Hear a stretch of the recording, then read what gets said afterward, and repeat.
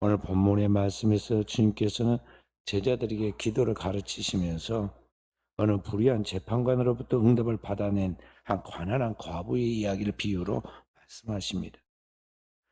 신앙도 없고 인간미도 없고 오직 자기의 이익만 쫓아서 재판하는 한 불의한 재판장이 있었다. 그런데 그가 담당하고 있는 동네에 가난해서 아무런 대가도 줄 수 없는 한 과부가 자신의 문제를 하소연하고 해결해 달라고 하는데,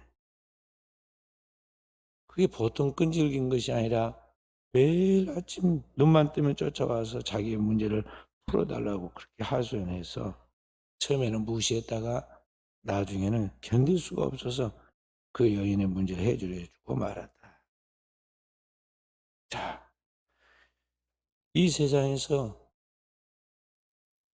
이 불의한 재판장도 사람이 어떤 문제를 풀어달라고 매달리면 그것이 공의로워서가 아니라, 또는 그런 어떤 자기에게 떨어지는 이익이 있어서가 아니라 하도 귀찮게 하니까 귀찮아서 문제를 풀어줬다면, 하물며 세상에 가장 공의롭고 자비로운 그 능력 많은 우주의 재판장이신 아버지 하나님께서 내 기도, 내 소원 안 들어주겠느냐? 반드시 들어준다. 내가 속히 그 원한을 풀어준다고 장담할 수 있다. 주님께서 지금 말씀하십니다.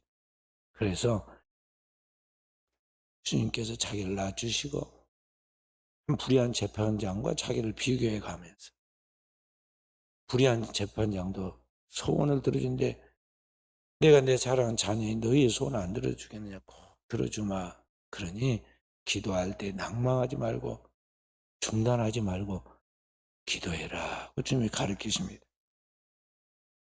자, 우리 하나님 반드시 기도를 들어주신다는 이야기죠.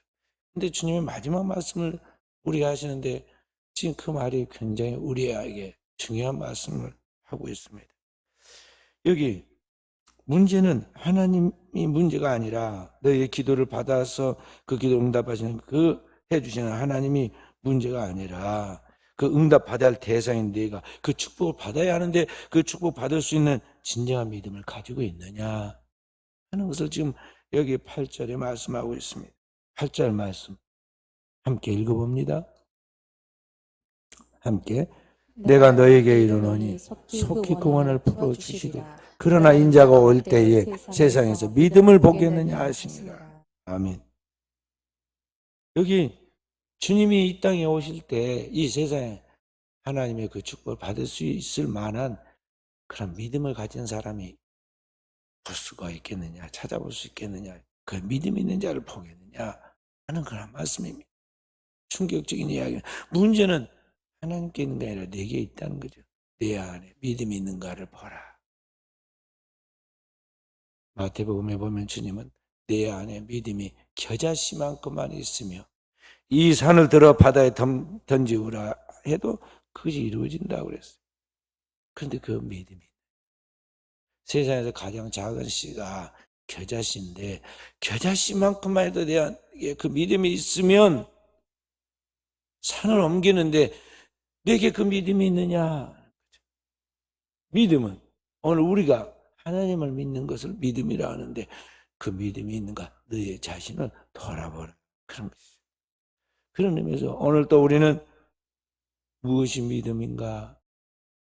그래서 어떻게 우리가 하나님을 믿어야 하는가 하는 것을 잘 살핌으로써 우리에게 주어지는 하나님 주시는 참 믿음을 회복하는 종들이 되어야겠습니다. 첫째로 믿음이 뭐냐? 믿음은 순종이다. 그렇게 말할 수가 있어요. 오늘 내가 주님을 믿고 그리스도인이 된다는 것은 뭐냐 하면은 주님의 말씀을 믿고 순종하는 것을 말하는 것입니다. 순종하는 것이다. 그래서 진정한 믿음은 순종에서부터 출발하는 거예요. 그런데 과연 내가 하나님의 말씀을 믿고 순종하는 사람인가 하는 것이죠. 여기 순종한다고 말할 때 여기 순종을 두 가지로 생각할 수 있는데, 첫째는 하나님의 말씀에 대한 순종입니다. 텍스트, 하나님의 말씀을 그대로 우리가 교과서에 있는 내용처럼 그걸 받아서 믿고 나가는 것이에요. 인간적인 여러 가지 자기 생각을 더하거나 빼거나 하면 안 돼요. 하나님이 그걸 가장 싫어하세요. 하나님 혼합된 거, 가감을 싫어해요. 더하거나 빼는 거. 말씀 그대로, 원액 그대로, 하나님 말씀 그대로 믿는 거예요. 말씀에 대한 믿음입니다. 하나님의 말씀 뭐냐면은 우리가 사용하는 어떤 물건이나 기계의 제품 설명서와 같은 거예요. 그리고 어떤 좋은 물건을 샀을 때 그것을 어떻게 사용하는 걸 알려면요, 그 사용 설명서를 보고 가만히 읽어보고 그대로 따라하면 됩니다. 천지 만물을 창조하시고 하나님의 형상과 모양으로 지은 하나님의 자녀들을 이 땅에 보내어서 하나님의 영광을 드러내도록 하실 때 어떻게 이 세상에서 하나님의 영광을 따라 살고 그 영광을 드러낼 것에 대한 것인가에 대한 모든 그 사용 설명서가 뭐냐면은 그게 성경이다 이 말.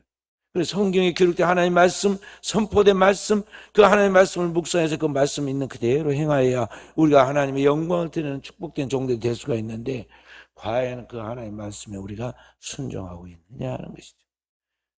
아무리 실력이 좋고 대단한 사람도 말이죠, 제품 설명서 보지 않고 자기가 혼자서 뭘 하려고 하면은요, 시간만 낭비하고 고생하고 기계 버립니다. 제품 설명서 읽는 걸 귀찮으라고 합니다. 글씨가 작게 써져 있고 뭐가 길게 써져 있는데, 그냥 단번에 뭘 딱 하면 좋겠는데 그게 뭐 길게 써 있어요.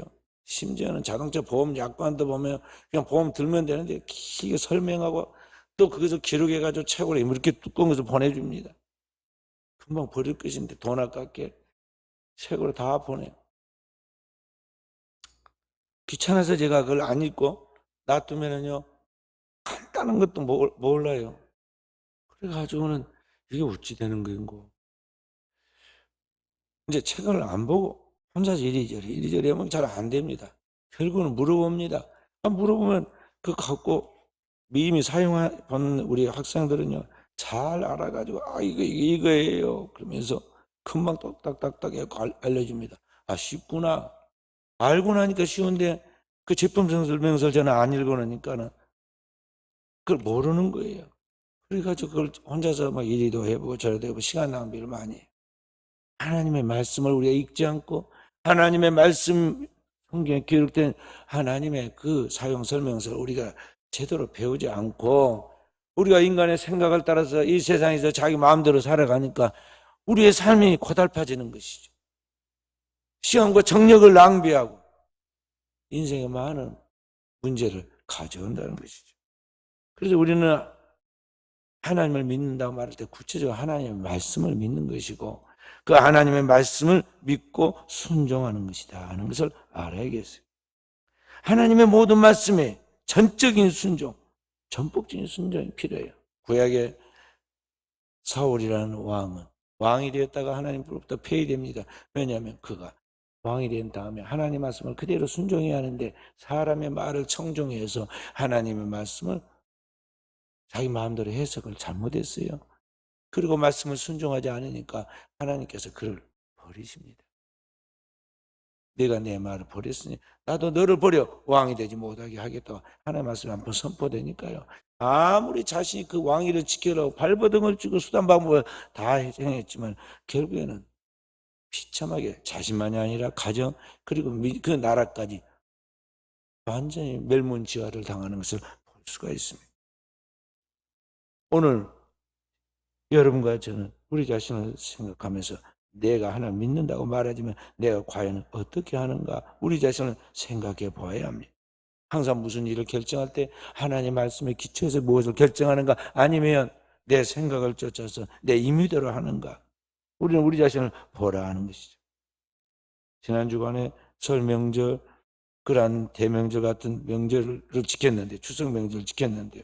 이런 명절들이 겹칠 때 주일과 함께 우리가 어떻게 이 날들을 보낼 것인가에 대하여 이런저런 생각들이 있습니다. 우리가 살고 있는 이 문화 속에서 과연 하나님을 어떻게 믿어야 하고 믿는 자 어떻게 살아야 하는가에 대하여 우리가 생각을 하게 되는데 하나님의 말씀 있는 그대로를 우리가 순종해야 하는데 과연 그렇게 하고 있느냐는 것이죠.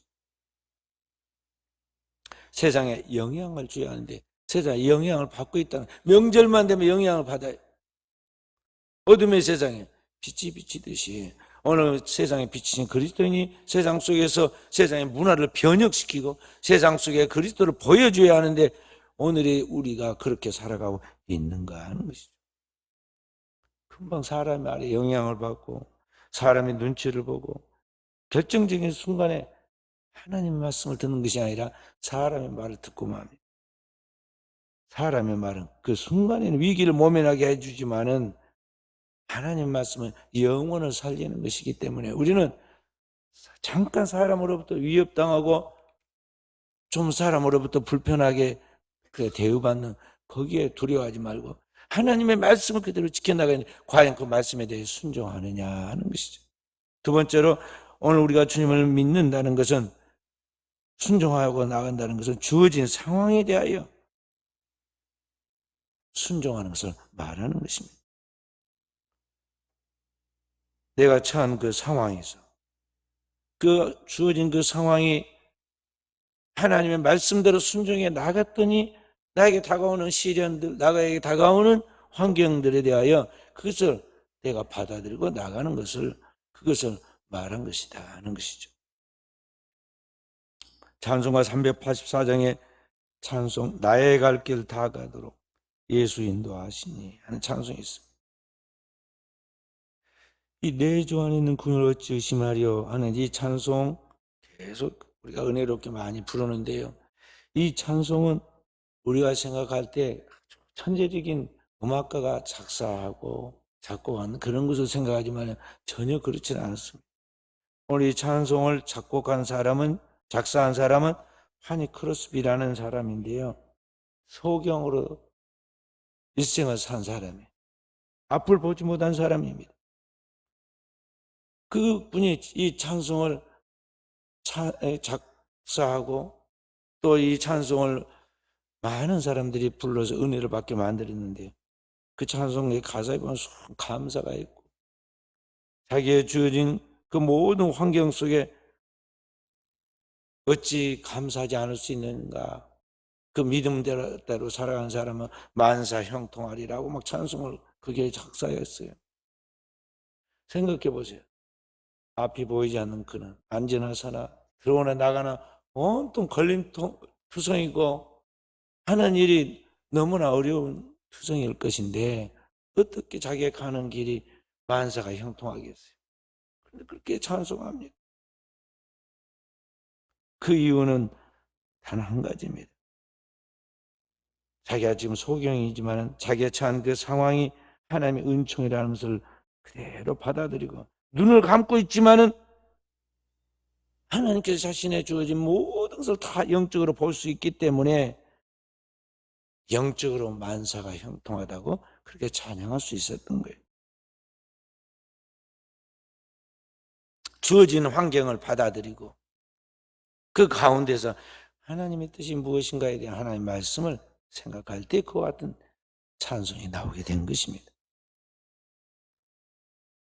낮은 대로 임하소서라는 책과 영화가 나왔는데요. 주인공이 안유아 목사님이라는 분의 이야기를 모델로 영화를 만든 것입니다. 나의 젊은 안유아이라는 젊은이가 청혼의 꿈을 가지고 자기의 꿈을 펼쳐가고 있는데 30대 초반에 소경이 되고 맙니다. 그 소경이 되고 나니까 아내가 떠나가고 자녀도 떠나가고 모두 떠나가서 그 할 수 있는 게 아무것도 없게 됩니다. 그래 안유아이 이제는 자기 인생이 끝났다 생각해서 더 인생을 연장하지 말고 그리고 죽어야겠다 생각해서 자살을 시도하게 됩니다.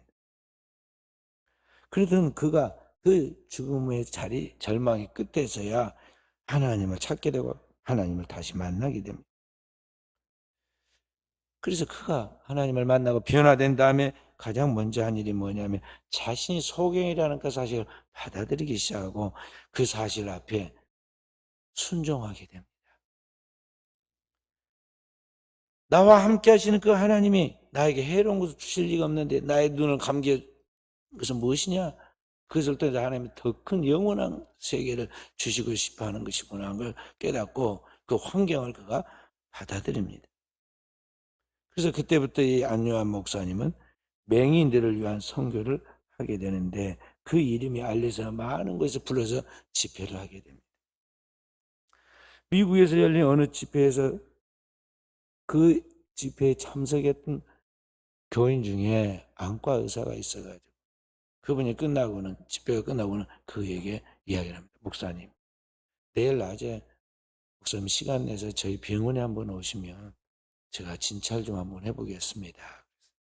그래서 그 집회에 참석한 교인이 요청을 하니까 또 보답으로 그 요청하는 그 병원에 찾아갔습니다. 그래서 안과 의사인 그 성도분이 그 안 목사님을 자세히 병원에서 정밀 검사를 해보았더니 이분이 현재 그 의술로 수술만 하면 눈을 뜰 수 있는 그런 상태였어요.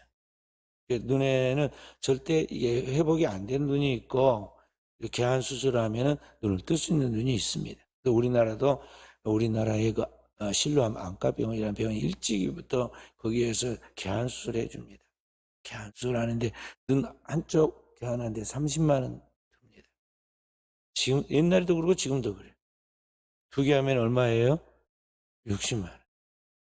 우리 교회당 한 100개 정도 한번 합시다.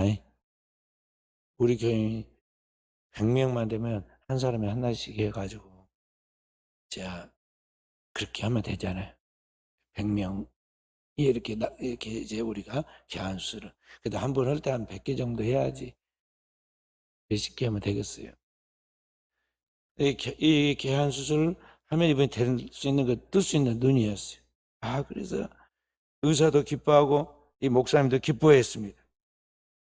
자기가 목사님이 받은 그 집에 와서 주신 그 은혜에 감사해서 무료로 개안수술을 해드리겠다고 그랬습니다.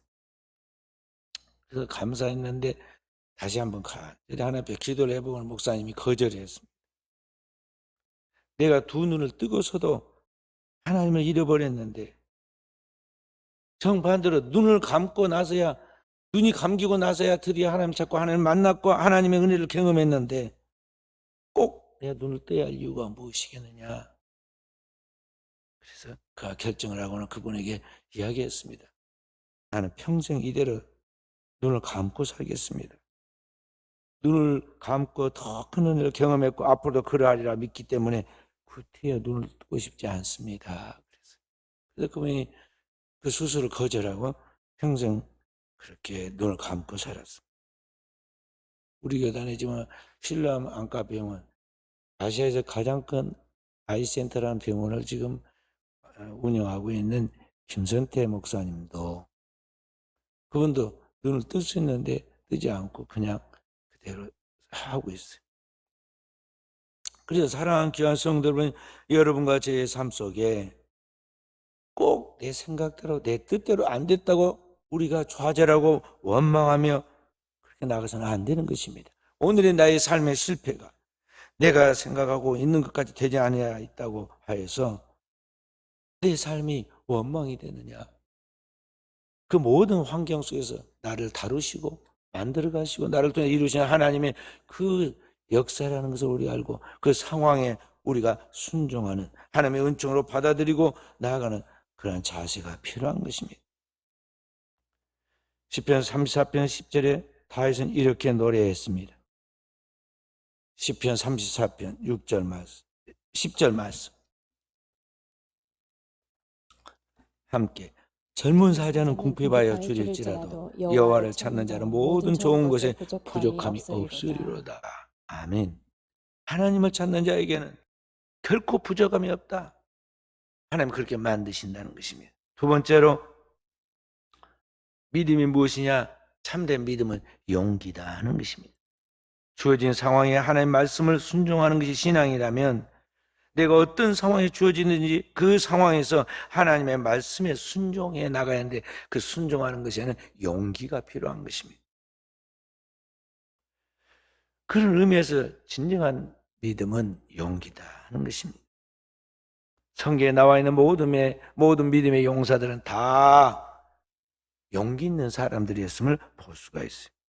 여기 말하는 용기라는 것은 내게서 나오는 인간적인 만용을 말하는 것이 아니라, 인간적인 자신감을 말하는 것이 아니라 하나님께서 주시는 그러한 용기를 말하는 것입니다. 하나님이 주시는 그러한 담대함을 말한다는 것이죠. 이스라엘 백성들이 430년 동안 애굽에서 포로되어 가지고 노예로 혹독한 고난을 받고 있습니다. 그들의 소원은 애굽에서 나와서 적과 꿀이오는 약속했던 가나안에 돌아가는 것인데 포로이기 때문에 노예로서 나올 수가 없습니다. 그러한 그들의 소원과 기도를 하나님 들으시고 모세를 보내서 그를 통해서 이스라엘 백성들을 이끌고 나오도록 하셨는데, 모세가 이스라엘 백성들을 출애굽시켜 데리고 나올 때 그들 앞에 위기가 봉착합니다. 눈앞에 홍해가 가로막고 뒤에는 애굽의 군대가 분노하여 추격에 따라옵니다. 백성들이 받은 은혜는 다 잊어먹고 아우성입니다. 누가 우리를 저 애굽에서 나와서 이 광야에서 죽게 만들었느냐, 애굽에 매장지가 없어서 우리를 이곳으로 데리고 왔느냐 하면서 모세를 돌로 치려고 합니다. 그때 모세가 하나님 앞에 기도하고 지팡이를 들어서 홍해를 내려쳤는데 홍해가 갈라지죠. 홍해가 갈라지죠. 그리고 좌우에 물이 벽을 이루었는데 누가 거기로 들어갈 용기를 갖겠습니까? 지금은 저렇게 물이 순간 갈라졌지만은 저 긴 끝에까지 가기 전에 물이 다시 그들을 엄몰하면 살지 못해 다 죽게 생겼는데 누가 그 길을 들어가겠어요? 그때 지팡이를 내밀었던 모세가 앞장서서 홍해를 들어갑니다. 그때 백성들이 그 뒤를 따라 들어가죠. 이게 어디서 나오는 거냐? 하나님을 믿는 참된 믿음에서 나오는 용기가 그로 하여금 홍해로 걸어 들어가게 만들었다는 것입니다. 진정한 믿음의 순종은 바로 이와 같은 용기를 우리에게 만들어내는 것입니다. 사도 바울은 하나님의 복음을 전하다가 로마의 토굴에 갇히게 됩니다. 그는 로마의 시민권을 가지고 있고 당대 최고의 그러한 지위를 누릴 수 있는 사람이었지만 오직 주의 복음을 전하는 그 한 가지 때문에 복음을 전하다가 로마에까지 가서 거기에 토굴에 갇히게 되죠. 소망이 보이지 않는 상황입니다. 그럼에도 불구하고 그는 전혀 좌절하지 않고 주어진 상황을 수용하면서 그 토굴에서 할 수 있는 것을 찾아서 하게 됩니다. 그게 뭐냐면 하나님의 말씀을 기록한 거예요. 성도들 위하여 기도하면서 에베소 교인들, 골로새 교인들, 그리고 후계자로 앞으로 일할 디모데, 이런 것을 생각하면서 하나님의 말씀을 기록해가지고 그것을 편지로 보냈습니다. 그것이 오늘날 천하 만민이 하나님의 복음의 말씀을 잘 이해할 수 있도록 기록된 신약 성경이 되었습니다. 그러므로 오늘 하나님을 믿는 진정한 신앙인들은 주어진 모든 환경 속에서 그 말씀에 순종하고 나갈 수 있는 그러한 믿음의 용기를 갖고 나가는 종들이 되어야겠어요. 진정한 믿음을 가진 사람은 그러한 용기를 하나님이 주신다는 것이죠. 모세가 이스라엘 백성들을 출애굽시켜서 나와서 광야를 지나 가나안 땅에 도달하게 됩니다. 앞에는 요단강이 있고 요단강만 건너면 하나님이 약속했던 가나안에 들어가는데 하나님이 이제 모세에게 동작 그만합니다. 모세는 아직도 건강하고 눈도 쇠하지 않고 총명합니다. 높은 산에 올라갈 수 있을 만큼 엄청나게 건강한데 하나님이 내 사명이 끝났으니까 이제 그만하라고 그럽니다. 한 걸음만 나아가면 가나안 땅인데 아쉬웠습니다. 하나님 앞에 사정했습니다. 저도 그 땅에 들어가게 해 주십시오. 하나님이 단번에 거절합니다. 그만해라. 그리고 내 후계자 여호수아가 그 사명을 감당할 것이라고 지명해 주죠. 여호수아는 모세의 몸종으로 처음부터 부름받아가지고 40년 동안 배운 것은 뭐냐면 모세의 심부름하는 거였어요. 모세가 출입할 때 준비하고 시중 드는 것이었는데 그가 모세의 후계자가 됩니다. 이스라엘 백성 1000만인 중에 내노라 하는 그런 지파의 12지파의 두령들도 있고 제사장도 있고 아주 똑똑한 사람이 수없이 많이 있는데 큰 심부름만 하던 종인 이 여호수아가 이스라엘 백성들을 이끌고 모세도 이루지 못한 가나안 땅에 그 백성 이끌고 들어가야 한다니까 모세가 있으면 좀 덜 떨릴 건데 얼마나 떨리겠어요. 그래서 마음으로 두려워하고 떠는데 하나님께서 모세에게 말씀하신 것 같이 여기 여호수아에게 똑같이 말씀하십니다. 그것이 여호수아 1장 5절부터 7절의 말씀입니다. 함께 읽어봅니다. 여호수아 1장 5절 함께. 내 평생에 너를 대적할 자가 없으리니 내가 모세와 함께 있었던 것 같이 너와 함께 있을 것임이니라. 내가 너를 떠나지 아니하며 버리지 아니하리니 강하고 담대하라. 너는 내가 그들의 조상에게 맹세하여 그들에게 주리라 한 땅을 이 백성에게 차지하게 하리라. 오직 강하고 극히 담대하여 나의 종 모세가 내게 명령한 그 율법을 다 지켜 행하고 우로나 좌로나 치우치지 말라. 그리하면 어디로 가든지 형통하리니. 아멘. 아멘. 여기 지금 하나님께서 여호수아에게 주신 말씀이 다른 게 아닙니다. 너는 모세에게 없는 큰 능력을 주고 가나안 땅에 들어갈 수 있는 아주 최첨단의 군대를 주고 무기를 주겠다 그렇게 말씀하지 않고 너는 마음을 강하게 하고 담대하라. 두려워 말고 내 마음을 극히 담대해서 나아가도록 하라고 말씀하시죠.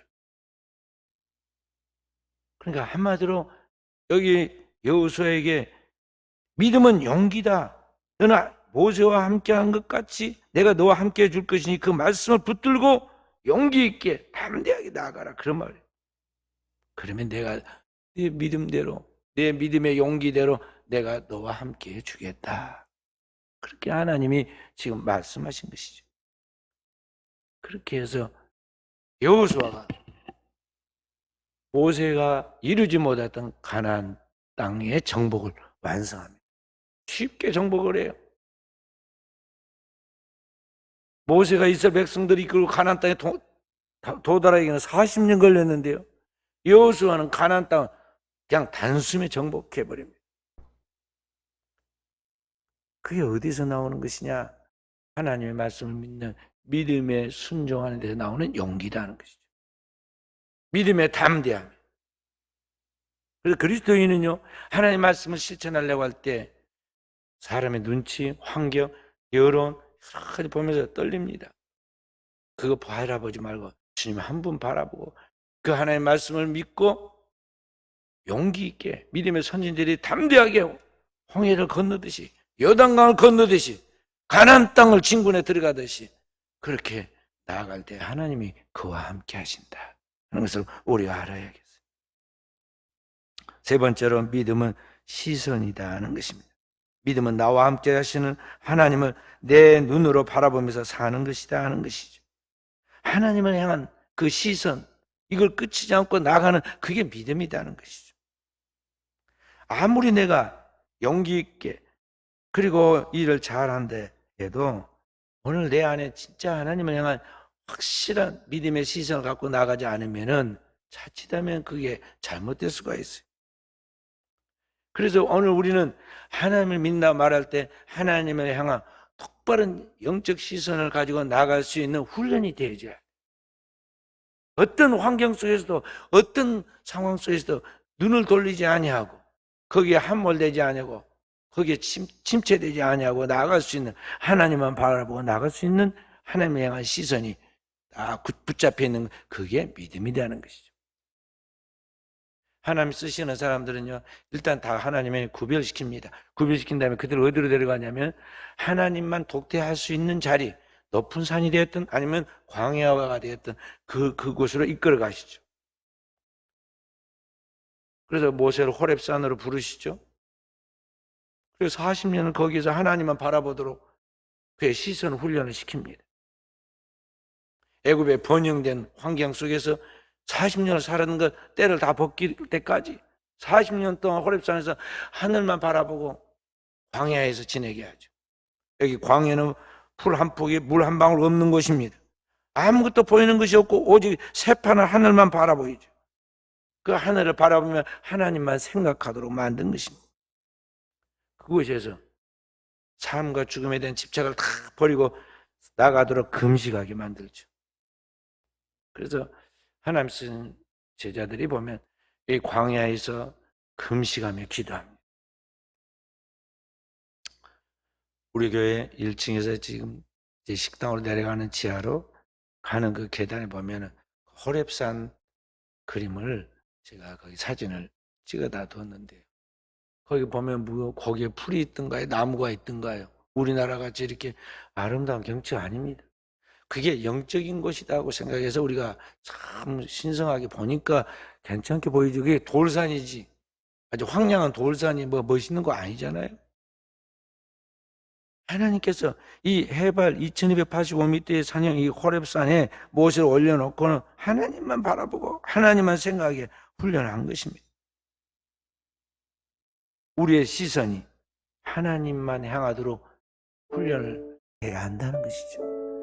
오늘 여러분과 제가 살고 있는 이 세상에 얼마나 화려한 것이 많고 우리를 유혹하는 것들이 많습니까?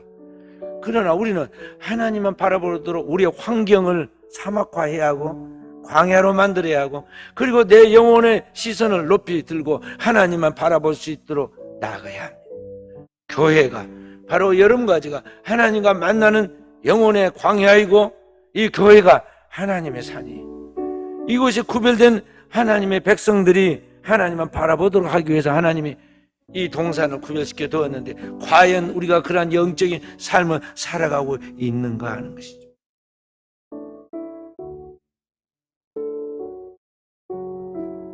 어떤 사람, 제가 잘 아는 어떤 사람이 있었는데 이분이 사업을 하였습니다. 한때는 하나님 축복을 받아 사업이 번영했는데 그 돈을 가지고 11조도 안 하고 자기 욕심만 채우며 타락한 삶을 삽니다. 하나님께 영광 돌리라고 하나님께서 그를 축복해 줬더니 하나님의 영광을 위해 살지 않고 계속해서 자기의 욕망만 채우려고 세상에서 허랑방탕하게 보냅니다. 결과가 어찌 됐겠습니까? 사업도 망하고 자기 인생은 점점 병들어가고 세상에 대한 모든 소망이 사라지게 됩니다.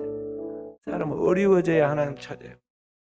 그때서야 정신이 바짝 든 그가 살아보려고 하나님을 찾고 하나님을 인격적으로 부르니까 하나님이 그를 만나주십니다.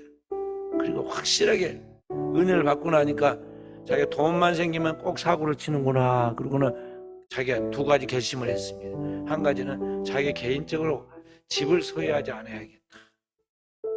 또 한 가지는 통장을 하나 안 가져야겠다. 그렇게 생각을 했어요. 그리고 오직 하나님께만 소망을 두고 하나님께 시선을 고정시켰더니 하나님이 그 이전에 그가 돈을 많이 벌고 성공했다는 것과 비교할 수 없는 엄청난 축복을 주었어요. 세계적인 일꾼이 되어서 일하도록 하나님 만드시더라 하는 것이죠. 하나님께 우리가 시선을 딱 고정시키고 하나님만 바라보고 하나님 믿을 수 있는 사람이 되면 하나님이 우리의 삶에도 그와 같은 일을 재현시킨다는 것을 우리가 알아야겠어요. 다윗은 시편 23편 4절에 이렇게 노래했습니다. 시편 23편 4절 말씀. 내가 사망의 음침한 골짜기로 다닐지라도 해를 두려워하지 않을 것은 주께서 나와 함께 하심이라. 주의 지팡이와 막대기가 나를 안위하시나이다. 오늘도 저와 우리 사는 성들이 진정한 신앙으로 하나님 앞에 서서 참 믿음의 소유자로 영광 돌려야 하겠습니다. 우리의 믿음은 단발적인 어떤 행사가 아닙니다. 오늘 우리의 지속적인 삶을 통해서 우리의 믿음을 하나님 앞에 형성하고 보이는 것입니다. 그런 의미에서 믿음은 삶이라고 말할 수가 있습니다. 주님은 다시 오실 때, 재림이 오실 때 이 세상에서 믿음 있는 자를 보겠느냐, 이 세상에 믿음을 보겠느냐고 말씀하십니다. 하나님은 온 땅을 두루 감찰하여 정말 하나님의 일을 대행하고 하나님께 영광 돌려서 쓰임받는 많은 진정한 믿음 있는 사람을 찾고 있는 이때 그 믿음 있는 자를 보겠느냐는 거죠. 내가 생각할 때 내가 믿음 있다고 생각하거나 사람들이 말할 때 믿음 있다고 예의로 말하는 그것에 속으면 안 됩니다. 내 삶의 결론을 보면서 내가 진정한 믿음의 사람인가, 말씀에 순종하는, 행동하는, 하나님 씨 모든 환경 속에서 어떤 가운데서도 하나님 앞에 감사하고 그 마음의 시선을 주님 앞에서 고정시켜서 끊지 않는 그런 믿음을 가진 하나님의 사람인가, 우리 자신을 살피고 오늘 또 진정한 믿음의 사람으로 하나님 앞에 서서 나아감으로 세상 속에서 하나님의 영광을 드러내는, 세상 사람들에게 진정한 그리스도인이 무엇인가를 보여줌으로 그리스도를 세상에 증거하는 깨어있는 우리 사랑 성도들이 되어지기를 주님의 이름으로 축원드립니다.